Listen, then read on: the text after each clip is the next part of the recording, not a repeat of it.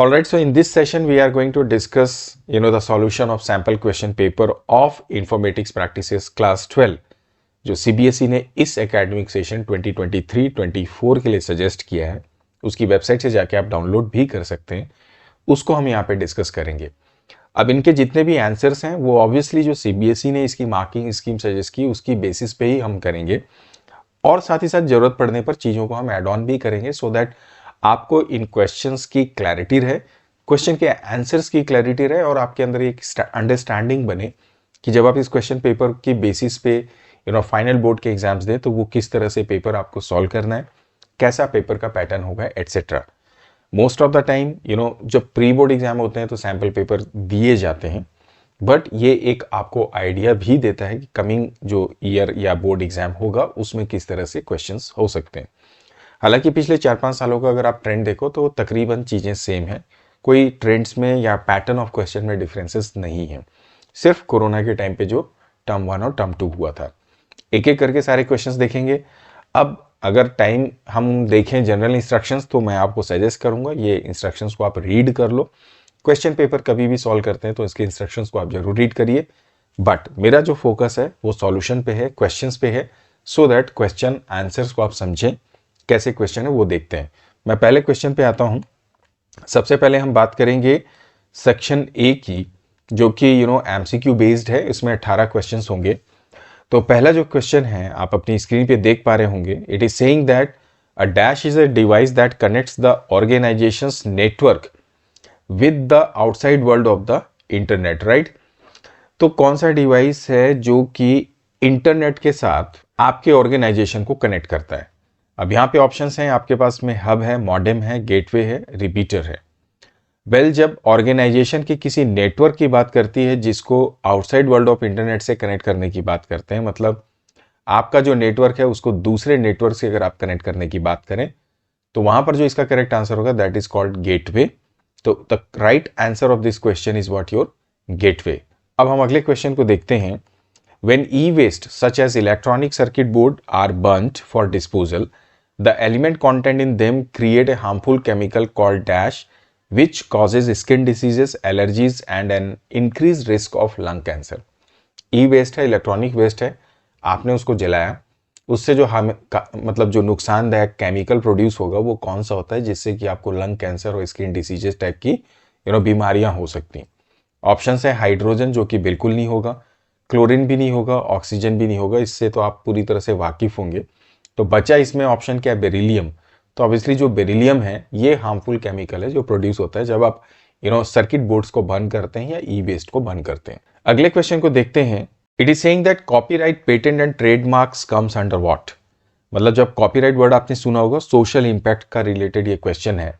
Patent और trademark ये किस में आते हैं, intellectual property right, then individual property right, industrial property right या international property right. So obviously इसमें भी आपको कोई डाउट नहीं होना चाहिए क्योंकि हमेशा हम इंटेलेक्चुअल प्रॉपर्टी राइट की बात करते हैं, राइट। इंटेलेक्चुअल प्रॉपर्टी का मतलब ऐसी प्रॉपर्टीज या आपकी खुद की ऐसी क्रिएशंस, इन्वेंशंस जो आपने अपने इंटेलेक्ट को यूज करके बनाई हैं। सो जब आप किसी सॉफ्टवेयर डिजाइनिंग की बात करते हैं, जब आप कोई बाइक का इंजन को डिजाइन करते हैं तो उसका आप पेटेंट लेते हैं, या जब आप कोई सिंबल बनाते हैं अपना खुद का, जैसे रुपीस का एक सिंबल है, वो एक it's a kind of you can से व्हाट ट्रेडमार्क, या कोई कंपनी है उसके लिए आप ट्रेडमार्क या लोगोस डिजाइन करते हैं। So all this comes from where, obviously intellect. So intellectual property right इसका नाम दिया गया जिसमें ये तीनों आते हैं। तो इसका जो करेक्ट आंसर है that is your intellectual property right, right. Now the next question is from your SQL। अभी यहां पर ये आपसे बोलता है कि अगर आप सेलेक्ट मॉड 9,0 करो, तो मॉड क्या एक न्यूमेरिकल फंक्शन है जो SQL में हम इस्तेमाल करते हैं, और मॉड जैसा इसका नाम है we all know for finding reminders. But जब आप 9,0 करोगे, ऑब्वियसली 9/0 या 9 मॉड 0 करोगे तो ये क्या रिटर्न करेगा, क्या ये 0 करेगा, क्या ये 9 करेगा, नॉट ए नंबर करेगा या नल। तो in SQL this will return what your null value, right. ये क्या रिटर्न करेगा, आपको नल वैल्यू रिटर्न करेगा। सो इसका जो करेक्ट आंसर है दैट इज योर नल। अगला जो क्वेश्चन है, which of the following SQL function does not belong to the mathematical function category. Now SQL function numerical functions होते हैं जिसको कि आप मैथ फंक्शन भी बोल सकते हैं, टेक्स्ट फंक्शंस होते हैं, डेट फंक्शंस होते हैं। सो जब आप पावर की बात करोगे, इसका जो पहला ऑप्शन है ऑब्वियसली वो मैथमेटिकल है, राउंड भी मैथमेटिकल है, लेंथ यहाँ पर जो है ना ये थोड़ा डाउटफुल है, और जो मॉड फंक्शन है दैट इज ऑल्सो मैथमेटिकल। इस तरह से जो है एमसीक्यूज की जो सीरीज मैंने काफ़ी समय पहले करवाई भी है और अभी भी मेरे चैनल पे अवेलेबल है, ये सेम टू सेम क्वेश्चन आपको दिख जाएगा जो अभी इसके सैम्पल पेपर में। लेंथ जो होता है वो टेक्स्ट फंक्शन होता है, राइट? तो इसको हम मैथ में नहीं डालते, तो इसका जो करेक्ट आंसर है that is your option number 3। इस बात को ध्यान रखिएगा। पावर हुआ, राउंड हुआ, मॉड हुआ, ये सारे मैथमेटिकल होते हैं। अब इसी तरह से अगर सम फंक्शन होगा, एवरेज फंक्शन होगा, मैक्स होगा, देन मीन फंक्शन होगा, तो ये सारे एग्रीगेट फंक्शन पे या मल्टीपल रो फंक्शन के नाम से जाने जाते हैं। इसमें एक और आप ऐड कर लीजिए, काउंट। तो इस बात को आप ध्यान रखिए। इन सबको हम क्या बोलते हैं? तो we call them as you can say aggregate function, right? ये सब किस में आते हैं? आपके एग्रीगेट फंक्शन में। तो ये हुआ इस क्वेश्चन का answer. Now the next is saying that dash is not a FOSS tool. Here it is saying FOSS. FOSS का मतलब होता है free and open source software. अब फ्री एंड ओपन सोर्स का मतलब LibreOffice, Mozilla Firefox, Google Chrome और Python. इनमें से कौन सा फॉस नहीं है, मतलब free and open source software नहीं है? तो लाइबर, मोजिला और पाइथन ये तीनों ओपन सोर्स होते हैं, जबकि गूगल क्रोम जो है ना ये it's a kind of freeware जो आप फ्रीली यूज करते हैं, बट आप इसमें कोई भी चेंजेस नहीं कर सकते। फ्री एंड ओपन सोर्स का मतलब ये है जिसमें आपके पास फ्रीडम होती है उस पर्टिकुलर सॉफ्टवेयर को एडिट करके उसमें अपनी एनहांसमेंट करने की। स्टडी रेफरेंस के लिए आप उसमें चेंजेस कर सकते हैं, आप सिर्फ उसको अपने फाइनेंशियल बेनिफिट के लिए यूज़ नहीं कर सकते। इसके अलावा रिसर्च करना है, चेंज करना है, यूज़ करना, आप सब कर सकते हैं। गूगल क्रोम में ये बात नहीं। गूगल क्रोम में आपको सिर्फ ये अथॉरिटी है कि आप उसको सिर्फ यूज़ कर सकते हैं, उसमें कहीं पे भी किसी भी प्रकार का कोई भी चेंज आप नहीं कर सकते। इस बात को ध्यान रखिए। So that's the difference between the freeware and free and open source software. तो ये बात हो गई इसकी। अब आगे बढ़ते हैं। It is saying that CSV stands for what? Column separated, class separated, comma separated या कॉमा सेग्रीगेटेड? तो ऑब्वियसली इसका जो करेक्ट आंसर है we all know is comma separated value. हम जानते हैं कि आप नाउअडेज एक टेक्स्ट फाइल बनाते हैं जिसमें जैसे इस तरह से कुछ वैल्यूज होती हैं, है ना, 2, रवि देन 30। तो ये रोज हो गई, ये रिकॉर्ड का काम करती हैं और ये कॉमा से सेपरेटेड होती हैं by default. That's why they are called comma separated value. So जो डेटाबेस मैनेजमेंट का जब आप काम करते हैं उस दौरान इसका हम प्रयोग कर सकते हैं। So it's very light weighted, it is compatible with any sort of application you can say. तो आजकल इसका काफ़ी प्रचलन है और इससे रिलेटेड क्वेश्चंस भी आते हैं। अगला क्वेश्चन है, क्वेश्चन नंबर 8 है कि राज जो है एक डेटाबेस एडमिन है। He need to display the average pay of workers from those departments which have more than 5 employees. Average pay निकालना है वर्कर्स का और उस डिपार्टमेंट से जिसमें 5 से ज़्यादा एम्प्लॉयज हैं। उसके लिए उसने यहाँ पर एक क्वेरी लिखी है, select department average of salary, ठीक है, from employ where count star is greater than 5 group by department. अब इसमें इसको आ रही है प्रॉब्लम, तो हमको करना है इसको करेक्ट।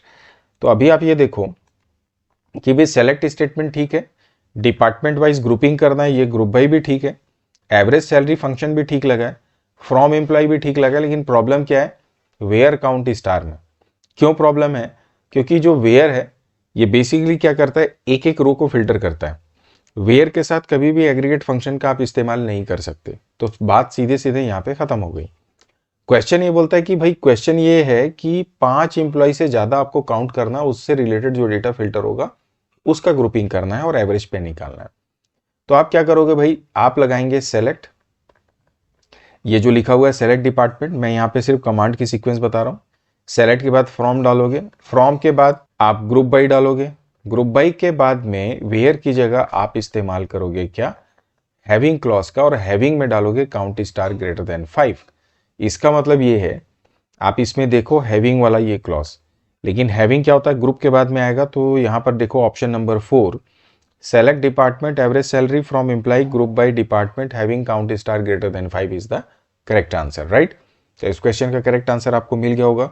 अगले क्वेश्चन को देखते हैं कि आपको आउटपुट प्रेडिक्ट करना है। एल केस, मंथ नेम 2023, ये डेट डली हुई है, तो मंथ नेम का मतलब ये 3rd। तो यहाँ पर क्या होता है, देखिए एसक्यूएल में पहले ईयर होता है, फिर मंथ होता है, फिर डेट होता है। तो ये 3rd मंथ को लेगा, दैट इज मार्च, और मार्च को ये लोअर केस में डालेगा तो ये हो जाएगा क्या हमारा, ये वाला answer option number 4। Correct answer मिल गया आपको। आगे बढ़ो। Which of the following command will show the last 3 rows from a pandas series named MP। अब ये जो क्वेश्चन है ये आपके आ जाए किससे, पाइथन pandas से।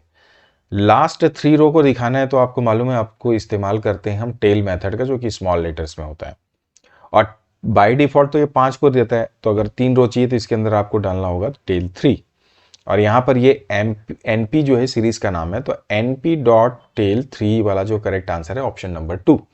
अगला क्वेश्चन है with reference to SQL identify the invalid data type. अब SQL के केस में कौन सा डेटा टाइप सही नहीं है, तो वेर कैप तो आप जानते ही होंगे, जिसको कई बार वारचार भी बोल देते हो आप लोग या वर्चर भी बोल देते हो, एक्चुअली क्या है ये वेर कैप। फिर दूसरा यहाँ पे बोलता है कि डेट तो होता ही है, इंटीजर भी होता है, मंथ के नाम से कोई भी डेटा टाइप नहीं होता है, तो करेक्ट आंसर तो सीधे सीधे मिल गया आंसर जो ऑप्शन नंबर 4 है। अगला क्वेश्चन है कि पाइथन pandas में जब आप कोई मैथमेटिकल ऑपरेशन करते हैं सीरीज के ऊपर, index matching is implemented and all missing values are filled with dash by default. देखिए मैथमेटिकल ऑपरेशन 2 सीरीज है S1 और S2। अब जब आप इनका एडिशन करोगे तो जो मैचिंग इंडेक्स है, जैसे सीरीज S1 है इसमें 2 इंडेक्स है 0 1, इसमें है मान लो 1 2 S2 में, तो जब आप ऐड करोगे तो 0 वाला मैचिंग नहीं है, 1 वाला मैचिंग है, 2 वाला मैचिंग नहीं है, तो ये 0 और 2 दोनों में क्या डाल देगा, not a number, missing value. तो सीधी सीधी बात है कि जब आप पैंडास में काम करते हो जो मिसिंग वैल्यू उनको हम रिप्रेजेंट करते हैं नॉट ए नंबर से। करेक्ट आंसर होगा ऑप्शन नंबर 3। अब अगली बात करेंगे, by restricting the server and encrypting the data a software company's server is unethically accessed in order to obtain sensitive information. The attacker blackmails the company to pay money for getting access to the data and threatens to publish sensitive information unless price is paid. This kind of attack is known as what? अब क्या है भैया कि software company चल रही है, उसका जो डेटा है उसको एनक्रिप्ट कर दिया, रेस्ट्रिक्ट कर दिया, और आप उसको इस्तेमाल नहीं कर पा रहे हो। जिसने उसको हैक किया वो आपको ब्लैकमेल कर रहा है कि भैया पैसा दो, नहीं तो जो है ये जो सेंसिटिव इन्फॉर्मेशन है वो मतलब पब्लिश कर दिया जाएगा इधर उधर। अब इस तरह से डरा धमका के आपसे पैसे लेना चाह रहा है, तो ये किस प्रकार की प्रक्रिया है? तो फिशिंग तो होगी नहीं, क्योंकि फिशिंग में अनवांटेड ईमेल्स या मैसेज के थ्रू आपको लूटा जाता है। आइडेंटिटी थेफ्ट में आपके आईडी को चुराने की बात हो रही है, लेकिन यहाँ कंपनी के डेटा की बात हो रही है। प्लैगियरिज्म में क्या होता है कि आप किसी और के डेटा को अपने नाम से इस्तेमाल कर लेते हो। रैंसमवेयर यहाँ जो बचा वो इसका करेक्ट आंसर होगा, क्योंकि यहाँ पर आपको ब्लैकमेल करके पैसे लेने की बात की जा रही है, डेटा को एनक्रिप्ट करके या रेस्ट्रिक्ट करके या चुरा के, जिस भी तरह से आप बोलें। करेक्ट आंसर ऑप्शन 4 है। अगला है एसक्यूएल में यू केस किसके इक्विवेलेंट है? तो भैया यू केस का मतलब अपर केस। अब अपर केस फुल फॉर्म में तो होता नहीं है एसक्यूएल में, हम यूज करते हैं अपर के नाम से, तो इसका जो करेक्ट आंसर होगा that is your option number 3, question number 14। अब हम अगले क्वेश्चन को देखते हैं। Now it is asking that collection of hyperlink document available on the internet is called what? Collection of hyperlink document. तो हाइपरलिंक डॉक्यूमेंट का मतलब क्या हुआ? डॉक्यूमेंट मतलब HTML के फॉर्म में जो पेजेस बनते हैं दे आर कॉल्ड डॉक्यूमेंट्स। अब उन पेजेस को आपस में लिंक कर देंगे तो आपकी वेबसाइट फॉर्म हो जाती है। तो करेक्ट आंसर इसका क्या होगा? Option number 1, website. आगे बढ़ा जाए।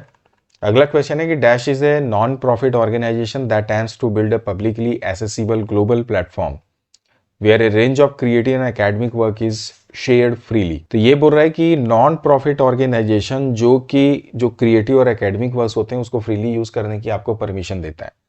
अगर आप इनके ऑप्शंस को देखो तो क्रिएटिव या क्रिटिकल कॉमन्स की ये बात कर रहा है। तो देखो 2 ऑप्शन आप देखो, क्रिएटिव कॉमन जिसको कि इन शॉर्ट हम CC बोलते हैं, ध्यान रखना। CC एक पब्लिक लाइसेंसिंग स्कीम है जिसमें आप अपने क्रिएटिव वर्क्स को फ्रीली किसी को दे सकते हैं, या एक लाइसेंस होता है। अब तो करेक्ट ऑप्शन क्या होगा? क्रिएटिव कॉस्ट, और ये कॉमन्स तो होगा नहीं, क्रिटिकल कॉमन्स। क्रिएटिव कॉमन्स या क्रिएटिव कॉमन, तो करेक्ट आंसर होगा क्रिएटिव कॉमन्स। ऑप्शन 3 जो है इसका करेक्ट आंसर, ध्यान रखिएगा। अब अगला क्वेश्चन है कि मॉडम का मतलब क्या है? मॉडम स्टैंड्स फॉर मॉडलेट, अच्छा एसर्शन रीजन बेस्ड क्वेश्चन है। एसर्शन का मतलब एक स्टेटमेंट दिया और उसको जस्टिफाई करने का स्टेटमेंट रीजन, आपको सही ऑप्शन देखना है। मॉडम बोलता है कि मॉड्यूलेटर डिमॉड्यूलेटर, जो बिल्कुल सही है। It is a computer hardware device that converts data from a digital form to analog and vice versa. तो जब आप एनालॉग को डिजिटल में करते हैं तो मॉड्यूलेशन हो गया, और डिजिटल को वापस एनालॉग में करते हैं तो डीमॉड्यूलेशन हो गया। तो इसका मतलब ये जो रीजनिंग है वो भी करेक्ट है। तो इसका मतलब both A and R are true and R is the correct explanation of A. So option 1 जो है इसका पूरी तरह से करेक्ट है। अब हम आगे बढ़ते हैं, फिर से असर्शन है, रीजन है। यहाँ पे बोलता है कि जो पैंडा की लाइब्रेरी है उसको अगर आपको इस्तेमाल करना है तो आपको इंपोर्ट करना पड़ेगा, बिल्कुल सही बात। अगला स्टेटमेंट है the only alias name that can be used with the pandas library is PD.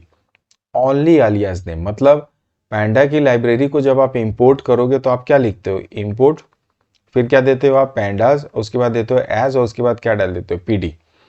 तो ये तो हम चूंकि हमारे पैटर्न में बना हुआ है, हर जगह हम करते हैं, तो ऐसा जरूरी थोड़ी ना है कि आप पीडी ही लोगे तो वही होगा। इसको तो आप केवल पी भी दे सकते हो, पीडीएस भी कर सकते हो, जो चाहे आप दे सकते हैं। It's alias name basically. So आप इसको ऑब्जेक्ट नेम भी बोल सकते हैं। तो ये ऑप्शन पूरी तरह गलत है।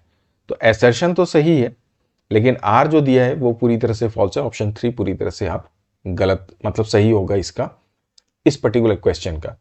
ये हो गया मेरे सेक्शन ए के 18 एमसीक्यू, बिल्कुल ध्यान से करिए।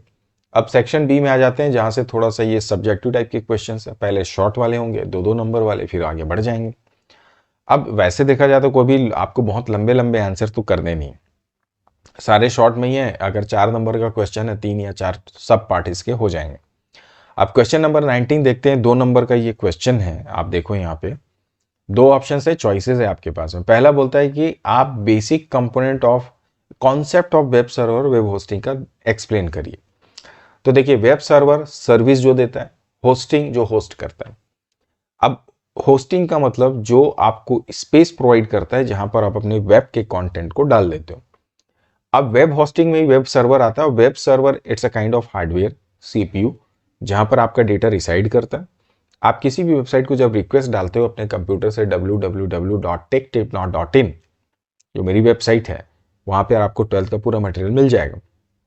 तो आप जब एक्सेस करोगे, वो रिक्वेस्ट जाएगी जहां पर मेरा वो वेबसाइट है, वेब सर्वर में वो रिक्वेस्ट आपको देगा, वेब पेज भेज देगा। तो ये सर्विसिंग होगी वेब सर्वर की। होस्टिंग क्या है, जो आपको आपकी वेबसाइट को उस व्यवस्था प्रोवाइड करता है जहां पर आप उस वेबसाइट को उस सर्वर पे जाके इंस्टॉल कर सको। तो ये it's a kind of service, और वेब सर्वर एग्जैक्टली हार्डवेयर होता है। अब इसका और एक्सप्लेनेशन देखना है तो सीबीएसई का जो मार्किंग स्कीम है उसको खोल लेते हैं। ये आ गया, इसमें क्वेश्चन नंबर है हमारा 19।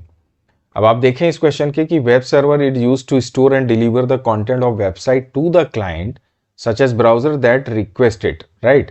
थोड़ा सा इसमें भी हम पेन ले लेते हैं।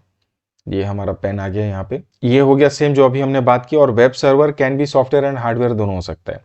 आइडियली वेब सर्वर हार्डवेयर होता है, इस बात को ध्यान रखिए। और उस हार्डवेयर को ऑब्वियसली मूव या ऑपरेट करने के लिए हमें सॉफ्टवेयर की जरूरत पड़ती है। अब इसके बाद दूसरी बात, जैसे मैंने आपसे बताया कि ये होस्टिंग की बात कर रहा है, कि होस्टिंग एक प्रकार की सर्विस है that allows to put a website और a web page on to the internet and make it part of world wide web. तो hosting is a kind of service जो कि आपकी वेबसाइट को लाइव करती है। और जब ये लाइव करती है तो लाइव कैसे होगा, जब आपका जो यूआरएल नेम है उसको आपके जो वेब होस्ट है या जो सर्वर है उसके साथ उसको क्या करता है, यू कैन से सिंक करता है उसके साथ, सो दैट उस डोमेन नेम को जब आप क्लिक करते हो तो वो उस वेब सर्वर से कनेक्ट करके डेटा को रिट्रीव करके वापस आपकी स्क्रीन में भेजता है। तो ये हो गया वेब सर्वर और आपका वेब होस्टिंग। इनके बीच का डिफरेंस जरूर ध्यान रखिएगा। फिर अगला क्वेश्चन जो है हमारा वो कहता है कि इसी का option, Rati is doing a course in networking, she is unable to understand the concept of URL. अब यूआरएल का कॉन्सेप्ट आपको बताना है। 2 बातें ध्यान रखिए। यूआरएल का फुल फॉर्म होता है यूनिफॉर्म रिसोर्स लोकेटर, और ये किसी भी पर्टिकुलर वेब पेज का या वेबसाइट का एड्रेस होता है, एग्जैक्ट एड्रेस होता है, जिसको क्लिक करने से या लिखने से आप उस पर्टिकुलर वेबसाइट या वेब पेज पे पहुंच जाते हैं। तो ये एक एड्रेस को रिप्रेजेंट करता है, जो किसी वेबसाइट का भी हो सकता है या किसी वेब पेज का भी हो सकता है, किसी फाइल का भी हो सकता है। ऑलराइट। अब ओवर द इंटरनेट मतलब ये HTML डॉक्यूमेंट की बात कर रहा है। यूआरएल जब होता है तो बेसिकली आप जैसे लिखते हैं ना www.techtipnow.in, ये भी एक प्रकार का यूआरएल। बट आइडियली जब यूआरएल की बात करते हो तो इसके स्लैश लगा के जैसे आपने डाल दिया डाउनलोड, तो ये होता है मेरा एग्जैक्टली एक यूआरएल जो एग्जैक्टली इस डाउनलोड पेज पे जाके आपको रिडायरेक्ट कर देता है जब आप इस रिक्वेस्ट को भेजते हो। ये हो गया www जो कि इंटरनेट की सर्विस है, ये मेरा डोमेन नेम हो गया, और ये मेरा फाइल लोकेशन हो गया जहां आपको जाना। तो यूआरएल के 3 पार्ट्स भी होते हैं। तो इस तरह से आप यूआरएल को डिफाइन कर सकते हो। मैं वापस सीबीएसई की साइट में जाके आपको दिखाता हूँ। यहाँ पे यूआरएल की डेफिनेशन लिखी हुई है और बहुत बढ़िया क्वेश्चन है, ये कॉमनली आस्क्ड क्वेश्चन है जो ज्यादातर पूछा भी जाता है। यूआरएल का फुल फॉर्म हो गया your resource locator, it provide the location and mechanism to access the resources over the internet, जो जनरली वेबसाइट या वेब पेज की बात करता है या कोई फाइल होती है जैसे फाइल डाउनलोड करते हैं। यूआरएल को समटाइम वे वेब एड्रेस भी बोलते हैं, जो कि ना सिर्फ डोमेन नेम कंसीडर करता है बट एग्जैक्ट लोकेशन भी जो उस पेज को खोलना है उसका भी होल्ड करता है। अब यहाँ पे जो उदाहरण जैसे मैंने दिया, आप देखो ये उदाहरण यहाँ पे दिया हुआ है, 1 नंबर एक्सप्लेनेशन के लिए और 1 नंबर एग्जाम्पल के लिए। देखिए, तो अगर आप एग्जाम्पल भी लिख दोगे तो 1 नंबर आपका पक्का है, लेकिन आप केवल एग्जाम्पल मत लिखिए, एक्सप्लेन भी करिएगा। अब अगले क्वेश्चन नंबर 20 को देखते हैं। यहाँ पर ये बोलता है कि एक पाइथन कोड नीचे लिखा है जिसमें सिंटेक्स वाइज गलतियां हैं, आपको कोड को करेक्ट करना है। हम यहाँ पे गलतियों को अंडरलाइन करते हैं और करेक्ट बताते हैं। तो देखो, इंपोर्ट पैंडास एज पीडी, पहला लाइन अगर आप देखो तो इंपोर्ट का आई ही कैपिटल है, तो ये यहाँ पर क्या है, गलत है। फिर डीएफ में डाला है technology colon programming robotics 3D printing, ठीक है, टाइम वगैरह सब ठीक है, ब्रैकेट भी ठीक है, तो ये लाइन में कोई गलती नहीं। फिर डीएफ इक्वल टू पीडी कर दिया, देखिए यहाँ पे पीडी को क्या डाला है, स्मॉल में, यहाँ पे कैपिटल पीडी को क्या कर दिया है, सॉरी पीडी को के पी को कैपिटल कर दिया है। फिर डेटा फ्रेम को देखिए पूरा स्मॉल में डाला हुआ है, जबकि डेटा फ्रेम मेथड क्या है जिसमें डी और एफ कैपिटल होता है। फिर यहाँ तो ठीक है, ये 3 गलतियां हो गई, क्वेश्चन है 2 नंबर का, 1 गलती आधे नंबर की। प्रिंट जो है यहाँ पे देखो आप पी को कैपिटल कर दिया, मतलब पी भी क्या होगा यहाँ पे, स्मॉल होना चाहिए। तो अब आप समझ गए होंगे, थोड़ा सा कलर चेंज करके करेक्ट ऑप्शन दे देते हैं। तो करेक्ट ऑप्शन के लिए मैं कलर उठाता हूँ पहले रेड। तो यहाँ पर मतलब ये जो होगा क्या होगा, स्मॉल लेटर में इंपोर्ट लिख देना आप। फिर यहाँ पे होगा small p D dot data frame का D capital, T A F capital frame का, फिर उसके अंदर क्या आ जाएगा, डी एफ आ जाएगा, और यहाँ पे प्रिंट को आप क्या कर दोगे, स्मॉल में डी एफ कर दोगे। तो ये हो गया हमारा इस क्वेश्चन का आंसर। आगे बढ़ते हैं, क्वेश्चन नंबर हम देखेंगे अब 21 को। तो 21 नंबर क्या बोलता है कि ये देखिए एक स्ट्रिंग लिखा हुआ है 12 हैश ऑल दी बेस्ट। आपको सुटेबल क्वेरी लिखना है जिसमें पहले बोलता है return the position of the first occurrence of the sub string the, मतलब इसमें से द का पोजीशन निकालना है। पोजीशन के लिए कौन सा मेथड होता है, INSTR। इसमें सबसे पहले आप क्या डाल दोगे, 12 हैश, है ना, ऑल दी बेस्ट डाल दो आप, ठीक है ना, ये पूरा टाइप कर दिया आप, और इन्वर्टेड कॉमा बंद करके जिसको खोजना है द को, उस द को आप यहाँ पे लिख दो, इन्वर्टेड कॉमा बंद कर दो, और यहाँ पे क्या लिख दोगे, सेलेक्ट, और यहाँ पे लास्ट में क्या डाल दोगे, सेमी कॉलन। तो ये आपको क्या दिखा देगा, इस पहले क्वेश्चन का आंसर द का पोजीशन। दूसरा क्वेश्चन बोलता है the exact last 5 characters. Last 5 का मतलब, फर्स्ट 5 का मतलब लेफ्ट, राइट साइड से देखना है, लास्ट 5 का मतलब राइट फंक्शन। तो आप क्या लोगे, यहाँ पे सेलेक्ट लगा दोगे, उसके बाद आप डालोगे राइट, ब्रैकेट में इसी को डाल दोगे, 12 कर दोगे, हैश कर दोगे, ऑल दी बेस्ट आप लिख दीजिए, ठीक है। और कितना पोजीशन, कितना कैरेक्टर चाहिए राइट साइड से, 5, तो आप डाल दिए 5, सेमीकोलन डाल दो, आपका आंसर आ जाएगा। तो ये हुआ क्वेश्चन नंबर 21। 22 में क्या बोलता है कि आपको आउटपुट प्रेडिक्ट करना थोड़ा और बड़ा किया जाए इसको, ताकि और बढ़िया से ये विजिबल हो, ठीक है। तो predict the output of this given code. देखिए, अब आउटपुट निकालना है, पैंडा का पीडी बना लिए, लिस्ट बना लिए, 10 20 30 डाल दिए, सीरीज बनाए जिसमें लिस्ट इनटू 2 कर दिए। अब जब लिस्ट को आप मल्टीप्लाई करोगे 2 से और सीरीज बनाओगे तो ये इसको मल्टीप्लाई नहीं करेगा, ये इसको रेप्लिकेट करेगा, राइट। तो जब आप लिस्ट पढ़े होगे 11th क्लास में, या अभी भी जब आपने पढ़ा होगा, तो आप जानते हैं कि लिस्ट के साथ जब आप किसी भी मल्टीप्लिकेशन ऑपरेटर को इस्तेमाल करते हैं तो ये वैल्यू को क्या करता है, रेप्लिकेट करता है, या रिपीटिशन भी बोल सकते हैं। तो इसका जो आंसर आएगा जब आप प्रिंट करोगे तो क्या दिखाएगा, -10 20 30 -10 -20 -30, और इंडेक्सिंग हो जाएगी 0 1 2 3 4 5। तो ये होगा इसका आउटपुट, ठीक है, समझ गए। अगला क्वेश्चन है एक्टिव डिजिटल फुटप्रिंट और पैसिव डिजिटल फुटप्रिंट में क्या डिफरेंस है। एक्टिव डिजिटल फुटप्रिंट जो इंटेंशनली इंटरनेट में जब आप कोई भी काम करते हैं, सबसे पहली बात तो ये कि डिजिटल फुटप्रिंट क्या है। तो इंटरनेट में जब आप किसी भी प्रकार की कोई भी एक्टिविटी करते हैं, any kind of activity which you perform over the internet, so वो जो उससे रिलेटेड डेटा ट्रेल होता है जो आप पीछे छोड़ देते हैं इंटरनेट पे, that is called digital footprint. अगर आपने कोई भी एक्टिविटी की, आपने ईमेल भेजा, आपने ईमेल खोला, आपने कोई वेबसाइट सर्च की, आपने यूट्यूब खोला, कुछ भी आप करिए, वो डेटा आपके हिस्ट्री में तो जा रहा है, ब्राउजिंग हिस्ट्री में। एट द सेम टाइम जिस पर्टिकुलर वेब सर्वर से आप कनेक्टेड हैं वहाँ पर भी वो हिस्ट्री क्रिएट हो रही। आप अपनी एंड पर तो डिलीट कर लोगे, खुश हो जाओगे कि भैया मेरा सब साफ हो गया, लेकिन उस वेब सर्वर में किस आपकी जो मशीन की आईपी उसकी बेसिस पे वो एक्टिविटी स्टोर है। सो डिजिटल फुटप्रिंट परमानेंट होते हैं। ये हुई बात आपकी कि डिजिटल फुटप्रिंट क्या है। एक्टिव का मतलब इंटेंशनली जो आप कर रहे हो, पैसिव का मतलब जो अनइंटेंशनली होता है। जैसे भाई आप किसी एप्लीकेशन को ओवर द इंटरनेट ऑन करिए, आपका गूगल का लोकेशन अपने आप ऑन हो गया, तो वो क्या हुआ, पैसिव हो गया, वो आपने इंटेंशनली नहीं किया। और डिजिटल फुटप्रिंट मतलब जब आप बाकायदा किसी सोशल मीडिया प्लेटफॉर्म पे आपने कोई पोस्ट देखी और आप उसमें कमेंट कर रहे हैं, right. So this is how you can differentiate. अब सीबीएसई क्या डिफरेंशिएट किया है वो भी देख लीजिए, सो दैट किसी प्रकार का कोई डाउट रहे ही ना। तो बोलता है active digital footprint include data that we intentionally, जो मैंने आपको बोला उदाहरण दे दिया, ईमेल लिखते हो, कोई भी रिस्पॉन्स देते हो पोस्ट का, वेबसाइट, मोबाइल ऐप्स का।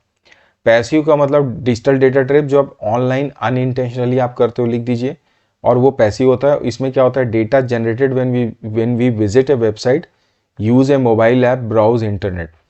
सो देखिए विजिट करते हैं जब वेबसाइट में तो वो इंटेंशनल होता है। आई थिंक ये सही नहीं, बट ठीक है, लिखा है तो आप फॉलो कर लीजिए, इसमें ज़्यादा हम डिस्कशन नहीं करेंगे। तो ये कुछ पॉइंट है। और जैसे मैंने आपको बोला, लोकेशन का ऑन हो जाना जब आप किसी एप्लीकेशन को ऑन करते हैं, मोबाइल ऐप ही क्यों ना हो। तो ये हुआ इस क्वेश्चन का आंसर। अगला क्वेश्चन बोलता है कि ये जो पाइथन कोड है इसका हमको आउटपुट चाहिए राजस्थान, तो आपको ब्लैंक स्पेस को भरना है। इंपोर्ट है, अब आपको मेरे को बताने की जरूरत नहीं, पांडास आ गया। आपने देखो यहाँ पर ये डिक्शनरी बनाई, np equal to dash dot series, तो यहाँ पर ये pd ऑब्जेक्ट लोगे तो pd डॉट सीरीज हो गया। अब सीरीज किसकी बेसिस बना रहे हो, डी की बेसिस पे, तो यहाँ पर क्या आ गया, डी आ गया। प्रिंट करोगे np, आंसर क्या चाहिए, राजस्थान। तो देखो जब आप डी की बेसिस बनाओगे तो जो इसकी की है वो हमारे इस सीरीज का क्या बन जाएगा, इंडेक्स, और जो इसकी वैल्यू है वो हमारे सीरीज के लिए उसका डेटा या वैल्यू होगी। हमारा जो राजस्थान है वो हमारी वैल्यू है, जिसका इंडेक्स क्या है, सीरीज का। तो आप यहाँ पे लिखोगे इन्वर्टेड में सीरीज का, सो दैट आपका जो आंसर है वो आपको क्या मिल जाएगा, राजस्थान। ये जो ऑप्शन डाले इसको देख के आप समझ गए होंगे इस क्वेश्चन का आंसर। आगे बढ़ा जाए, बोलता है what are the aggregate functions in SQL, name any two. Aggregate function जो मल्टीपल रो फंक्शन कहलाते हैं, और ये मल्टीपल रोज को एक साथ ऑपरेट करके एक सिंगल आउटपुट आपको प्रोवाइड करते हैं। ज़्यादातर इनको हम सेलेक्ट स्टेटमेंट के साथ में, हैविंग क्लॉज के साथ, ग्रुप बाय के प्रयोग के दौरान इस्तेमाल करते हैं। ये हो गई इसकी डेफिनेशन। किसी दो का नाम लेने बोला है, लेकिन आप ध्यान में रखिए, आप इसमें काउंट ले सकते हो, आप इसमें एवरेज ले सकते हो, इनके आगे ब्रैकेट जरूर लगा दीजिएगा। फिर आप सम का प्रयोग कर सकते हैं, या मैक्स यूज कर सकते हैं, या आप मिनिमम का इस्तेमाल कर सकते हैं। तो ये बेसिकली 5 होते हैं। ये हो गए हमारे एग्रीगेट फंक्शन। अब आप इसकी दोबारा डेफिनेशन देखने के लिए यहाँ पर देखिए, ये लिखा हुआ है आपका सीबीएसई का डेफिनेशन, जिनको मल्टीपल रो बोला जाता है। ये work on A set of record, जिसको मैंने मल्टीपल रो बोला, और एक साथ करके सिंगल आंसर रिटर्न करता है। और किसके साथ प्रयोग करता है वो मैंने आपको बताया, सेलेक्ट स्टेटमेंट्स का, ग्रुप बाय या हैविंग भी बोल सकते हैं। और ये 5 नाम है, कोई भी आप डाल दीजिए। करेक्ट नेम के लिए आधे नंबर मिलेगा, 1 नंबर आपको मिल रहा है, आधा आधा नंबर फंक्शन जो आप सही नाम लिखोगे, ठीक है, और 1 नंबर डेफिनेशन के लिए हो गया। अब हम पहुंचे सेक्शन सी में, जहां पे 3-3 नंबर 4-4 नंबर के क्वेश्चन होंगे। सबसे पहले 26 नंबर का क्वेश्चन है। यहाँ पर एक टेबल आप देख रहे हो। अब पहला क्वेश्चन क्या बोलता है कि display fuel wise average sales in the first quarter. देखो ये Q1 है फर्स्ट क्वार्टर, Q2 है सेकेंड क्वार्टर। तो first quarter fuel wise average sales, तो फ्यूल वाइज मतलब फ्यूल, एवरेज सेल किसका निकालोगे, Q1 का। तो यहीं पे लिखता हूं, आपने बोला सेलेक्ट, किसकी बेसिस पे, फ्यूल की बेसिस पे, कॉमा लगा के क्या निकालना है, एवरेज। किसका एवरेज, Q1 का। कौन से टेबल से, फ्रॉम लगा के, जो भी मेरा टेबल का नाम है। क्या है टेबल का नाम भाई, यहाँ पे कार सेल्स। तो आपने बोला भाई फ्रॉम लगा दो कार अंडर स्कोर सेल्स। उसके बाद में हमको ग्रुप बाई किसकी बेसिस पे करना होगा इसको, ऑब्वियसली फ्यूल वाइज है तो हम क्या कर देंगे, फ्यूल कर देंगे। तो ये हो गया मेरा इस क्वेश्चन का करेक्ट आंसर। आई होप आपको ये समझ में आएगा, इसमें कुछ खास बात नहीं है। तो मैं इसको यहाँ से थोड़ा रब कर देता हूँ सो दैट दूसरे क्वेश्चन को हम देखें। अब सेकंड क्वेश्चन यहाँ पर जो है वो ये बोलता है कि display segment wise highest sales in the second quarter. अब सिगमेंट वाइज मतलब हमारा सिगमेंट क्या है, ये है ना हमारा ये वाला, तो सेम वैसे ही बनेगा। यहाँ पर आप क्या कर दोगे, सेलेक्ट करोगे। सेलेक्ट के बाद में क्या बोल रहा है, हाईएस्ट सेल्स, तो मतलब सिगमेंट वाइज है तो आप पहला यहाँ पे फील्ड लोगे ग्रुप बाई वाला सिगमेंट, मैक्स निकालोगे, किसका बोल रहा है, सेकेंड क्वार्टर मतलब QT2, फ्रॉम लगा के टेबल का नाम दे दोगे कार अंडर स्कोर सेल्स, और इसके बाद ग्रुप बाई आप कर दोगे हमारा ग्रुप बाई सिगमेंट। ठीक है, हो गया। तो और इसमें कुछ बोल रहा है सिगमेंट वाइज हाईएस्ट सेल्स आ गया, तो ये भी बन गया हमारा। तीसरा बोलता है display the record in the descending order of sales in the second quarter. Descending order of the sales in the second quarter record, ठीक है ना। आपको बोल रहा है सेलेक्ट कर दिया, सेलेक्ट करने के बाद स्टार किया, फ्रॉम लगाया, हमारे टेबल का नाम है कार अंडर स्कोर सेल्स। अब इसके बाद में ऑर्डर बाई जब आप करोगे तो किसकी बेसिस पे करोगे, ऑब्वियसली डिसेंडिंग सेकंड क्वार्टर है तो QT2 कर दो, और डिसेंडिंग है तो आप कर दोगे DESC। तो ये हो गया हमारा इस क्वेश्चन का करेक्ट आंसर। शायद आपको दिखाई ना दे रहा हूं, मैं ऊपर लिख देता हूं, तो ये देख सकते हैं आप। अब अगला क्वेश्चन है कि या तो इस टेबल की बेसिस पे इनका क्वेरी लिखो या इनका आउटपुट निकालो। अब देखो यहां पर बोला है select left segment comma 2 from car sales where fuel equal to petrol. अब देखो यहां पर ये पेट्रोल है, थोड़ा सा इसको रब कर दिया जाए सो दैट हम बेहतर तरीके से इसको समझ पाए। तो ये मैं कर देता हूं। अब आप देखें यहाँ पे कि बोल रहा है पेट्रोल वाइज, तो ये पेट्रोल है, यहाँ पर 3 है 4 है, और बोल रहा है कि क्वेश्चन में पहला जाता है left segment two where fuel equal to petrol, तो सिगमेंट का फर्स्ट 2 कैरेक्टर, तो ये क्या आंसर देगा CO, फिर उसके बाद देगा MU, फिर देगा SU, उसके बाद ZN मतलब SE, ये इसका आंसर आ गया सीधे सीधे। तो ये आपके लिए ज़्यादा आसान है आउटपुट निकालना। फिर QT2 minus QT1/2 average cell, field का नाम दिया है एवरेज सेल, ध्यान रखो, और from car sales where segment equal to SUV। अब सिगमेंट जो है मेरे SUV होने चाहिए, तो मेरे कितने सिगमेंट होने चाहिए, SUV। अब ये मेरे 2 SUV हैं, ठीक है, इनके दोनों के QT1 2 को आप पहले तो यहाँ पर देखो इसका फील्ड का नाम दिया है एवरेज सेल्स, तो आप लिख दो AVG सेल्स, जो भी इसका नाम है देख लीजिए AVG अंडर स्कोर है कि नहीं है, AVG सेल है तो अंडर स्कोर यहाँ से हटा दीजिए, ये बन गया मेरा यहाँ पे AVG सेल। अब बोलता है कि इन दोनों को आप ऐड करो, तो ये मैथमेटिक्स हो गया 27,000 और 54, 27 तिया 81, ठीक है ना। तो 81,000 को 2 से डिवाइड कर दो, तो 81 को 2 से डिवाइड करोगे 40.5 आ गया। तो ये हो गया एवरेज सेल्स, पहले वाले का होगा 40,500 और दूसरे का होगा 38,000, और जिसका हाफ कर दोगे तो ये आएगा 19,000, ठीक है। तो ये एवरेज सेल्स इसका आएगा। एक बार टैली करते हैं इसके आउटपुट को जो CBSE ने डाला है, हमने सही किया है कि नहीं किया। तो देखिए 13,500 6,000, पहला वाला आउटपुट तो हमारा ठीक आ गया, 13,500 और 6,000 बोल रहा है, मतलब मैंने क्या गलती की है थोड़ा देखें जरा।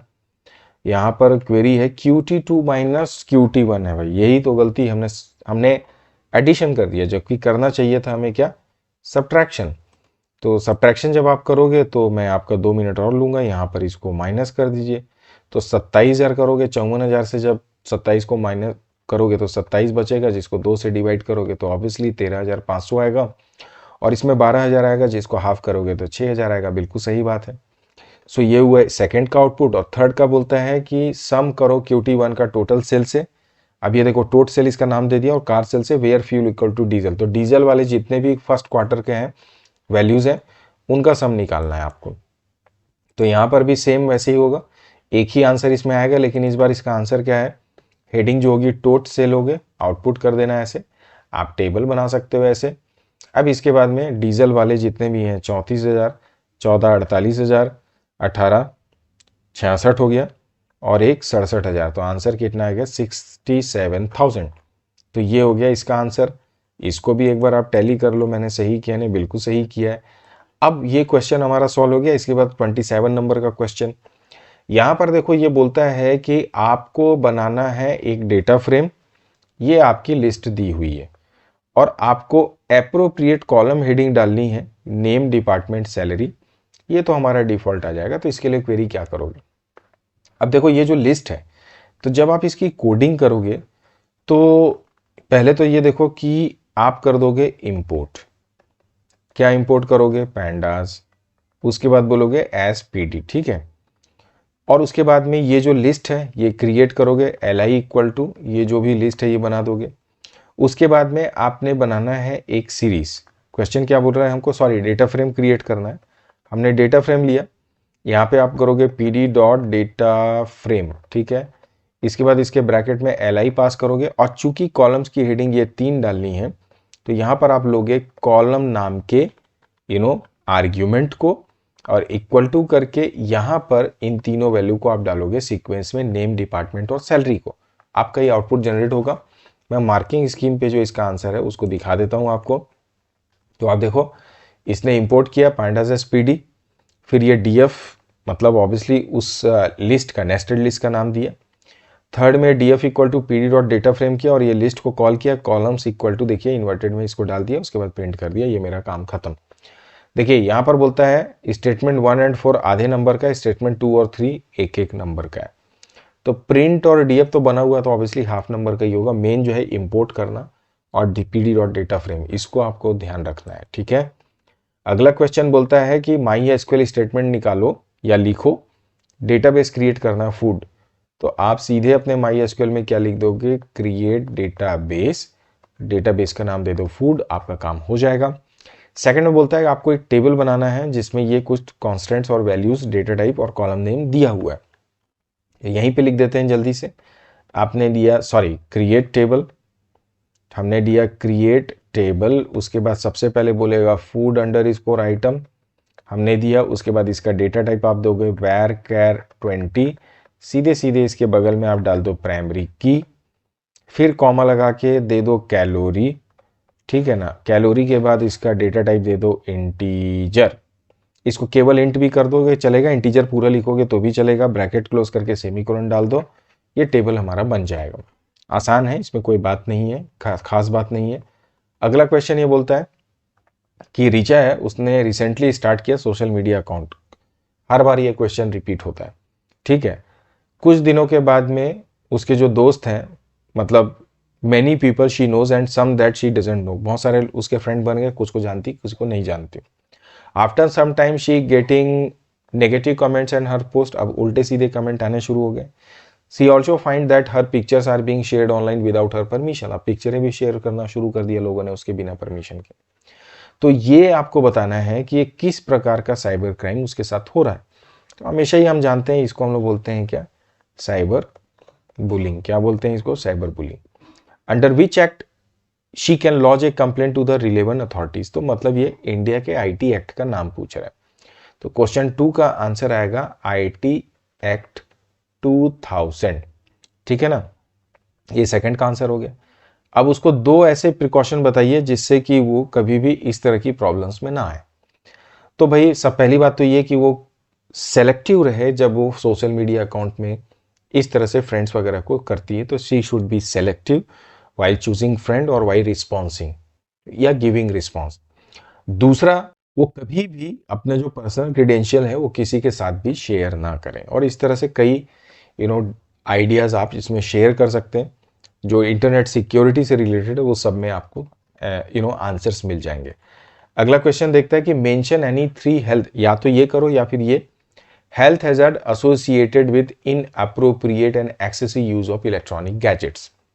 तो पहला तो आप बोल सकते हो स्किन डिसीजेस, पहला ऊपर में ही जो क्वेश्चन है उसी में आंसर दिया हुआ है, या फिर लंग कैंसर बोल सकते हो, ठीक है ना। या फिर तीसरा आप बोल सकते हो जिसको हम लोग बोल सकते हैं डिप्रेशन, ठीक है ना। चौथा बोल सकते हो सोशल आइसोलेशन। तो इस तरह से अत्यधिक प्रॉब्लम्स हो सकती हैं जब आप इस तरह से ज़रूरत से ज़्यादा गैजेट्स का इस्तेमाल। हालांकि स्किन डिसीज इसमें नहीं आना चाहिए, लेकिन आप इसमें जॉइंट पेन्स वगैरह को जरूर ऐड कर सकते हो। ये ई वेस्ट के जलने से आ रहा था, तो कैंसर को हटा दो, फिर आपकी आई साइट में प्रॉब्लम आ सकती है। तो ये इस तरह की आप पॉइंट्स जो प्रॉब्लम्स हैं उसको गिना सकते हो इसमें, ठीक है। अब अगला क्वेश्चन है, एक जेनर रैम का डेटा फ्रेम है। अब इसका टाइप और कोड दिया, ये इसका डेटा फ्रेम है। क्वेश्चन ये बोलता है add a column called num under score copies with the following data. तो देखो इसका जेनर नाम है हमारे इस डेटा फ्रेम का। तो जब कोई नया आपको कॉलम बनाना है, आप सीधे उसका कॉलम का नाम दे दो नम अंडर स्कोर कॉपीज, फिर इक्वल टू जो लिस्ट के फॉर्म में उन वैल्यूज को आप डाल दो जो यहाँ पे डाला हुआ है 300, 290, 450 और 760, ठीक है। क्लोज कर दो इसको। आई एम सॉरी, ये थोड़ा स्पेस ना होने की वजह से ऐसा आपको दिख रहा होगा। तो ये आपने किया, 760 डाला, उसके बाद ब्रैकेट क्लोज कर दो। तो ये मेरा डेटा फ्रेम ऐड हो जाए, सॉरी जो कॉलम है वो ऐड हो जाएगा। फिर बोलता है add a new genre of type folk tale having code as FT and 600 number of copies. Add a new genre of type folk tale, मतलब ये रिकॉर्ड ऐड करने की बात कर रहा है। 3 रिकॉर्ड हो गए, नया रिकॉर्ड ऐड करना है। अब यहाँ पे न्यूमेरिकल वैल्यूज हैं, अगर उसकी बेसिस पे करना है तो आप कर दो यहाँ पे जेनर। जेनर की स्पेलिंग गलत कर दी, थोड़ा मैं रिमूव कर दूं सो दैट जगह बच जाए यहाँ पे, ठीक है। सो मैं फिर से लिखता हूँ, यहाँ पे आपने क्या लिखना है, जेनर, ठीक है, डॉट कर दो LOC और इसका पोजीशन में डालोगे क्या, 4 डाल दो सीधे सीधे, ये 4th रो अपने आप ले लेगा। इक्वल टू फिर जो भी ये वैल्यूज हैं उनको आप पुट कर दो। तो ये क्या था, FT और वैल्यू का था 600। तो इस तरह से ये आपका ILOC के द्वारा सेकंड जो है रो ऐड हो जाएगी, ठीक है। आप ये कर सकते हैं। हालांकि इसमें एक बात थोड़ा सा ये है कि चूंकि ये रो लेबल्स तो डिफॉल्ट ही हैं, तो आप इसको LOC भी कर सकते हो, जेनर.LOC, तो भी हमारा काम हो जाएगा। तो जेनर.LOC 4 करना ज़्यादा बेटर होगा एज कंपेयर टू ILOC, ठीक है। तो आप करेक्ट आंसर में इसको LOC कर लो। अगला क्वेश्चन है कि rename the column code to book under score code. तो जब आप रीनेम करते हैं तो सीधे सीधे आप लिखते हो जेनर डॉट, आपने रीनेम किया। और जब आप रीनेम करते हो तो हमेशा ध्यान रखिए कि आप लेते हैं अपना डिक्शनरी, और चूंकि ये बोलता है कि आपको कोड को बुक कोड करना है तो आप इन्वर्टेड में डालो कोड और को कोलन लगा के कर दो book under score code, right. तो इस तरह से आप रीनेम भी कर सकते हैं। तो ये तो बात हुई मेरे किस तरह से रीनेम करना है। तो जेनर डॉट रीनेम करिए, लेकिन यहाँ पर ये क्वेश्चन में बोलता है कॉलम को रीनेम करना, तो बाय डिफॉल्ट हो सकता है, सॉरी ये इन्वर्टेड, आपने डिक्शनरी क्लोज किया, कॉमा लगा के आपको एक्सिस भी बताना पड़ेगा। एक्सिस क्या है हमारा, 1 है, तब 1 से का मतलब होता है कॉलम। अगर रो का नाम चेंज करते तो x इक्वल टू 0, क्योंकि रीनेम के द्वारा आप रो और कॉलम दोनों कर सकते हैं। अगर एक्सिस मेंशन नहीं करेंगे तो फिर वो डिफॉल्ट क्या लेगा, रो को लेगा। चूंकि हमने कॉलम को चेंज किया तो एक्सिस इक्वल टू 1 आप कर दीजिए, ऑलराइट। तो इस तरह से ये क्वेश्चन का सॉल्यूशन मिल गया आपको। अब सेक्शन डी में आ जाइए। तो अब सेक्शन डी में बोलता है कि वापस से हमारे पास देखो ब्लॉकचेन के नाम से एक टेबल है, वापस से आपको क्वेरी बनाना है जिसमें बोलता है display the year of oldest transaction. Oldest transaction का मतलब मिनिमम, जो सबसे पहले पुरानी डेट होगी, तो मैक्सिमम नहीं, मिनिमम डेट। तो query to display the year, तो आप इसमें क्या करोगे, आपने सेलेक्ट लिया मिनिमम, क्या, ट्रांजैक्शन जो डेट है, मैं इसको शॉर्ट में लिख रहा हूं transaction date, write a query to display the year. तो मिनिमम, और मिनिमम के बाद जो रिटर्न होगा उसका आंसर को आप करोगे क्या, ईयर में कन्वर्ट करोगे। तो ईयर मिनिमम 2 फंक्शन यहाँ पे इस्तेमाल होगा, ठीक है। इसकी करेक्ट क्वेरी के लिए चलो मैं आपको इसका यहाँ पे दिखाता हूँ आंसर। देखो यहाँ पे लिखा है year minimum transaction date from table का नाम, हो जाएगा हमारा काम। इसके बाद दूसरा क्वेश्चन है write a query to display the month of most recent. अब मोस्ट रिसेंट का मतलब क्या होगा, मैक्स फंक्शन इस्तेमाल करोगे और इसके क्या बोल रहा है, मंथ नेम, तो क्या बोलोगे यहाँ पे मंथ नेम, और इसको सेलेक्ट कर दोगे और कौन सा टेबल, जो भी फील्ड हमारे लिए ट्रांजैक्शन वाली वो लिखोगे, ब्रैकेट 2 बार क्लोज होगा, फ्रॉम लगा के टेबल का नाम। आप क्रॉस चेक करने के लिए वापस से इसको देख लो, इसका जो आंसर है। तो देखिए यहाँ पे बोल रहा है ना सेलेक्ट मंथ, इसने क्वेश्चन में क्या बोला है, मंथ नेम बोला है या मंथ बोला है। तो देखिए ये मेरी मिस्टेक है, right equal display the month बोला है, तो हम मंथ नेम नहीं मंथ लेंगे। अच्छा हुआ मैंने देख लिया, नहीं तो मैं गलत हो जाता। तो ये हुआ month of most recent transaction. अब अगला क्वेश्चन है write a query to display all the transaction done in the month of May. मई महीने में जितने भी ट्रांजेक्शन्स हुए हैं उनको दिखाना है। तो ये क्वेश्चन बढ़िया क्वेश्चन है, तो इसको थोड़ा सा हम बढ़िया से यहाँ पे लिखते हैं ताकि आपको दिक्कत मत हो। ठीक है, तो चलिए फिर बनाते हैं इसको। तो ये ड्रॉ कर दिया। सबसे पहले बोलता है सेलेक्ट।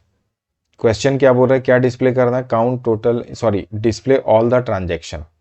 तो यहाँ पे लिखो ऑल द ट्रांजेक्शंस। तो ऑल द ट्रांजेक्शन का मतलब स्टार ही करेंगे। इसके बाद में आप फ्रॉम लगाओगे। फ्रॉम के बाद टेबल का नाम क्या है, ब्लॉकचेन। एंड इसके बाद में आप डालोगे वेयर। बोलता है कि मंथ जो होता चाहिए वो मे होना चाहिए। तो मंथ नेम, वेयर आप बोलोगे मंथ नेम, ब्रैकेट में आप डालोगे ट्रांजेक्शन डेट। मैं इसको शॉर्ट में लिख दे रहा हूं। And it should be equal to what, your May. तब हमारा ये क्वेरी जो है कंप्लीट हो जाएगा। इसको देखने के लिए आप वापस से आइए। अब आप देखो यहाँ पर select star from blockchain where month name transaction date equal to May, correct. और इसी तरह से फोर्थ में आपको ये बोल रहा है write a query to count total number of transaction in the year 22। तो यहाँ पे काउंट मेथड लगेगा, ईयर लगाएगा। सो इसका भी आप सीधे सीधे यहाँ पे आंसर देखो, select count ID from blockchain where year transaction date equal to 2022। तो बिल्कुल वैसे ही है, पूरा का पूरा डेट फंक्शन की प्रैक्टिस के लिए आपको इसने ये क्वेश्चन यहाँ पे दिया है। आई होप आपको समझ में आ गया होगा। अब अगले क्वेश्चन पे आते हैं, क्वेश्चन नंबर 32 में। यहाँ पे बोलता है कि एकम जो एक डेटा एनालिस्ट है, मल्टीनेशनल ब्रांड में वो काम कर रहा है, उसने एक डेटा फ्रेम बनाया है कुछ इस तरह से। अब बोलता है कि आप आउटपुट निकालो df.size। तो साइज एक एट्रीब्यूट होता है हमारे डेटा फ्रेम का जो टोटल नंबर ऑफ एलिमेंट्स को रिटर्न करेगा। तो यहाँ पे कितने एलिमेंट्स हैं, 1 2 3 4 5 इंटू 3 इक्वल टू 15। ये आंसर देगा 15। df1:3। तो देखो 1:3 ये स्लाइसिंग हो रही है, तो ये आंसर जो देगा 1 2 दोनों को एज इट इज जो यहाँ पर ये रिकॉर्ड्स दिख रहे हैं कुछ इस तरह से देगा। और इसकी हेडिंग जो है वो यहाँ पर इस तरह से दिखाई देगी। इसके आउटपुट को बेहतर तरीके से देखने के लिए आप इसके यहाँ पे आंसर को देखिए। ये जो आंसर आपको दिखाई दे रहा है ये इसका आउटपुट हो गया।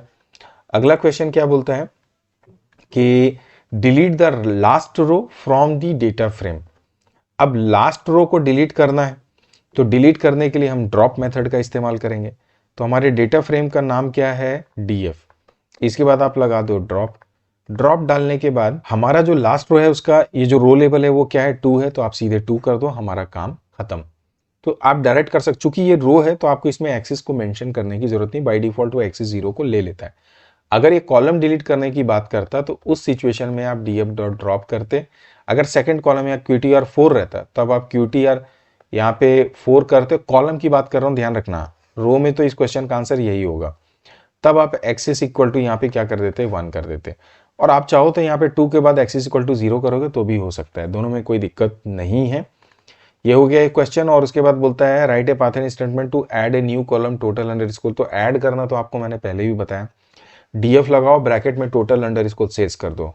उदाहरण के तौर पे देखिए, जैसे यहाँ पर ये बोल रहा है डीएफ टोटल लगा दिया equal to DF Q1 plus, ये चूंकि addition of all the quarters बोल रहा है तो आप प्लस कर दो इन सबको, अपने आप नया कॉलम ऐड हो जाएगा। ठीक है, इसके बाद और लगा के आपको बोलता है कि आपको एक पाइथन स्टेटमेंट लिखना है डेटा फ्रेम से CSV फाइल में डेटा को एक्सपोर्ट करने के लिए। तो एक्सपोर्ट करने के लिए आप इस्तेमाल करते हैं to_CSV का।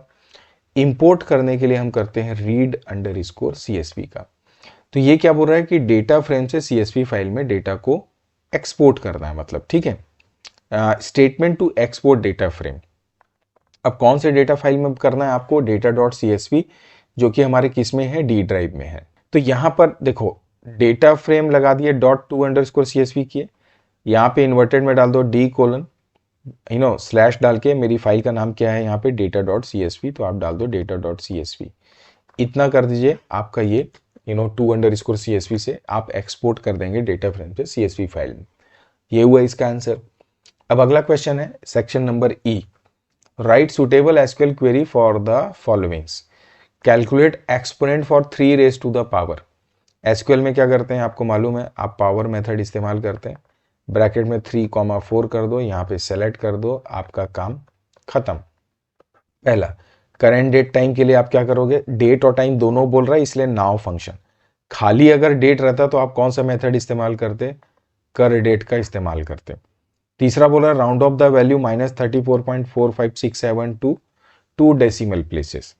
अब देखो -34 है, अब राउंड करना है तो आप क्या करोगे, सेलेक्ट लगाओगे, सेलेक्ट के बाद आप यहाँ पे डालोगे राउंड, ब्रैकेट में इस पूरी वैल्यू को डाल देना, कॉमा लगा के 2 कर देना, आपका राउंड फंक्शन काम कर जाएगा। रिमूव करना all the probable leading and trailing, तो आप इसके लिए ट्रिम मेथड का इस्तेमाल करोगे।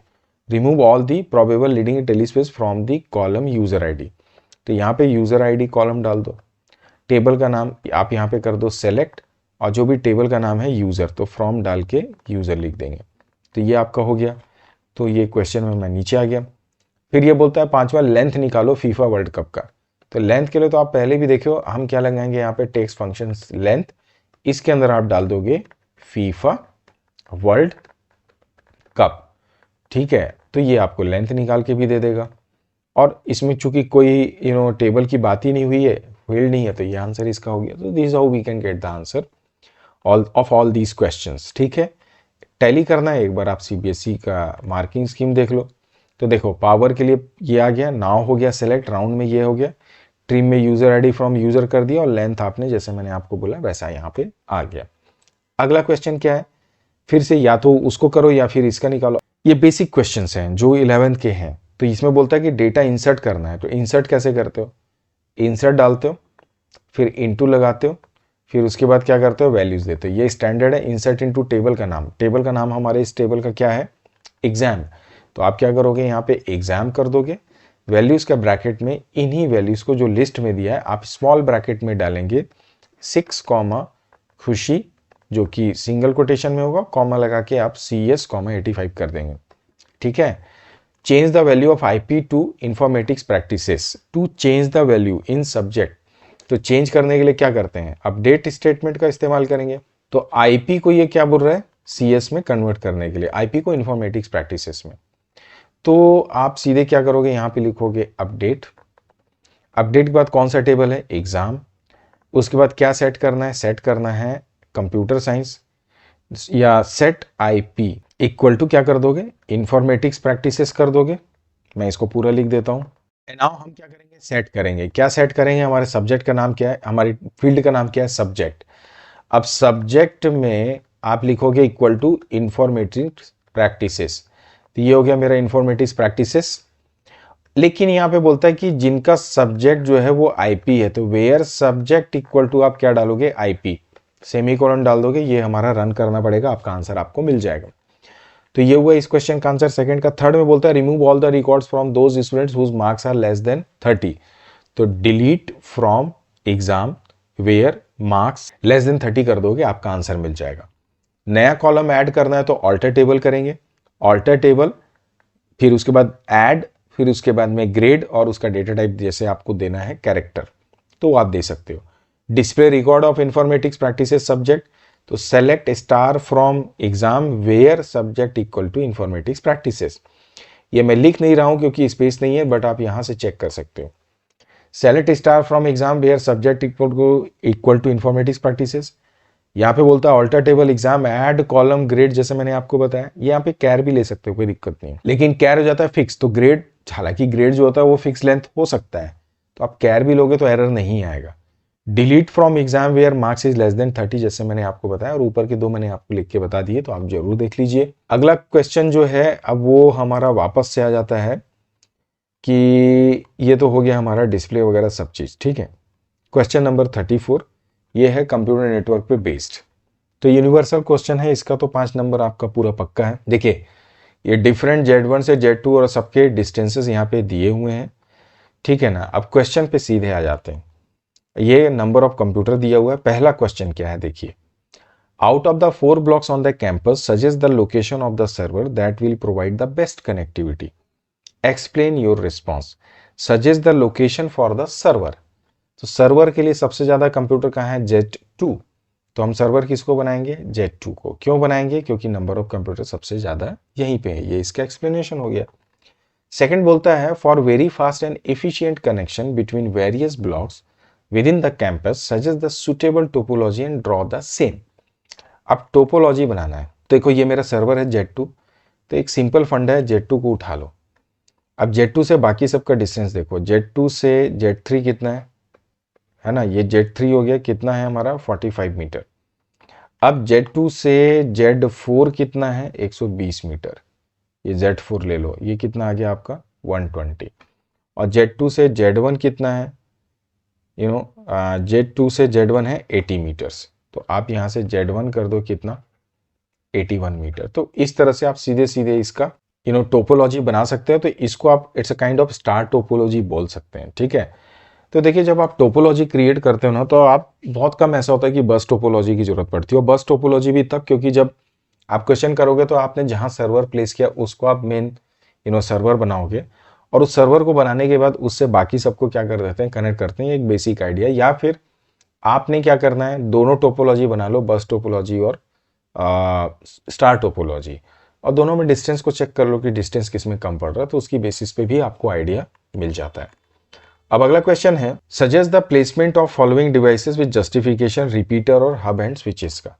तो देखो जब ये टोपोलॉजी आप बनाओगे ना, तो 120 मीटर का डिस्टेंस है Z2 से Z4 के बीच में। इसका मतलब यहां पर आप डालोगे रिपीटर, बाकी जितने भी लोकल हैं, क्योंकि सबके आपस में अपने कंप्यूटर है, Z1 Z2 Z3 Z4 ये सभी ब्लॉक्स में अपने खुद के हब होंगे, तो रिपीटर आपको सिर्फ Z2 से Z4 के बीच में लगेगा। ये इसका आंसर हो गया। और उसके बाद बोलता है कि वाइप जो टेक्नोलॉजी है is to be use which allow one to make voice call using the broadband internet connection, expand the term voice.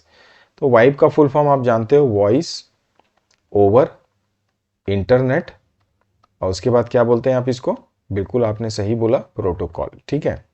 ये फुल फॉर्म डाल दिए। अब ये बोलता है XYZ media house intend to link its Mumbai and Delhi centres out of LAN MAN और वैन, what kind of network will be created.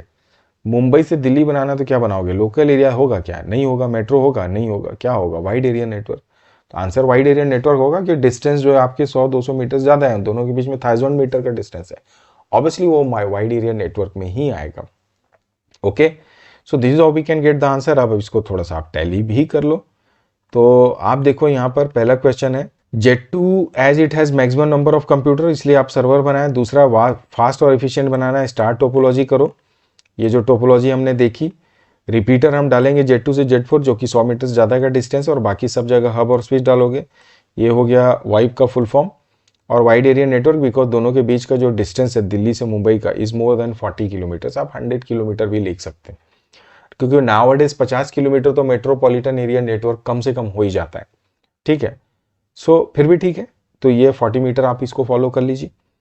अब अगले क्वेश्चन पे आ जाते हैं। यहां पर ये बोल रहे देखो, हाइट ऑफ स्टूडेंट्स दिया है 8th ग्रेड का। अब पाइथन कोड बनाना है हिस्टोग्राम के लिए। तो हिस्टोग्राम के लिए आप जो मेथड यूज करते हैं उसका नाम होता है पाइथन का हिस्ट, और टाइटल डालने के लिए टाइटल मेथड का इस्तेमाल करोगे, और एक्सिस लेबल के लिए एक्स लेबल और वाई लेबल का इस्तेमाल करते हैं। सीधे इसके कोड को हम देख लेते हैं, आइए। तो अब आप ये बात ध्यान को आपको मालूम होनी चाहिए कि जब आप किसी भी प्रकार के चार्ट को निर्माण करते हैं या पांडास के थ्रू क्रिएट करना चाहते हैं, matplotlib.pyplot पैकेज को आपको इंपोर्ट करना रहता है। matplotlib लाइब्रेरी या pyplot को आप मॉड्यूल भी बोल सकते हैं। तो आपने सबसे पहले यहां पर देखो इंपोर्ट किया matplotlib.pyplot एज plt, आपने लिस्ट क्रिएट की, सीधे सीधे plt.hist मेथड को लगाया, उस हाइट अंडर को CMS को डाला, इसमें x और y का कोई रोल नहीं। अब टाइटल के लिए मैंने बोला plt.title मेथड का इस्तेमाल करोगे, plt.x label height in centimetre जो भी मैसेज आपको डालना, और y लेबल के द्वारा y एक्सिस का लेबल आएगा। जैसे आप चार्ट बनाओगे तो यहाँ जो नाम आएगा वो y label, sorry x label है, ये y लेबल है, ठीक है, इसके लिए हम देते हैं। और टाइटल जो होगा वो यहाँ पर ऊपर में डिस्प्ले होगा, बाकी ये आपका चार्ट तो बन ही रहा है कुछ इस तरह से। और उसके बाद plt.show करोगे तो आपका आंसर आ जाएगा, ठीक है। या तो ये एक कोड है, या फिर दूसरे में बोलता है कि आप इस कोड को देख के आपको ये line chart, sorry bar chart है, तो यहाँ पर आप लोगे इंपोर्ट मैटप्लॉटलिब एज plt.bar आपको करना पड़ेगा। x एक्सिस में देखो डांस है, तो एक लिस्ट बना दो x के नाम से, जिसमें आप डांस, म्यूजिक, पेंटिंग ये ले लो, और y की वैल्यू ले लो, जिसमें कि आप ये वैल्यू देखो, पहला है 300, दूसरा है आपका 400, तीसरा है आपका ओनली 100, और चौथा है आपका 500। ये दो लिस्ट बना लो, plt.bar में x और y को पास कर दो। इसके अलावा बोल रहा है कि अच्छा सेव फिग मेथड, यहाँ पे डेटा को सेव करने भी बोल रहा है, तो आप जैसे बार किया plt.show कर दो तो आपका डेटा सेव हो आ जाएगा।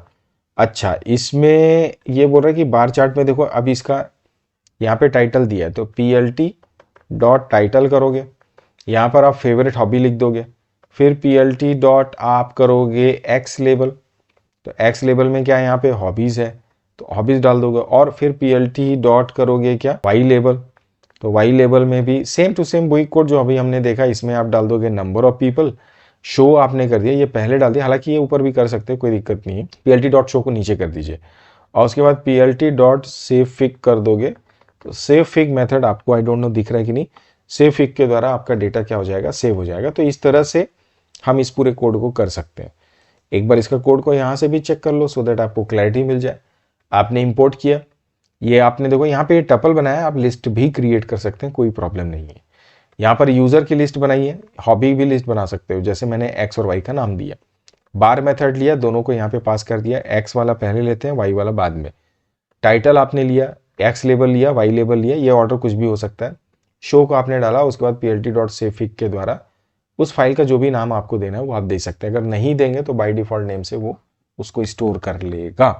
ऑलराइट, तो ये आपका ओवरऑल सॉल्यूशन था मेरे इस साल सेशन 23-24 का जो सैंपल पेपर है इंफॉर्मेटिक्स प्रैक्टिसेस का।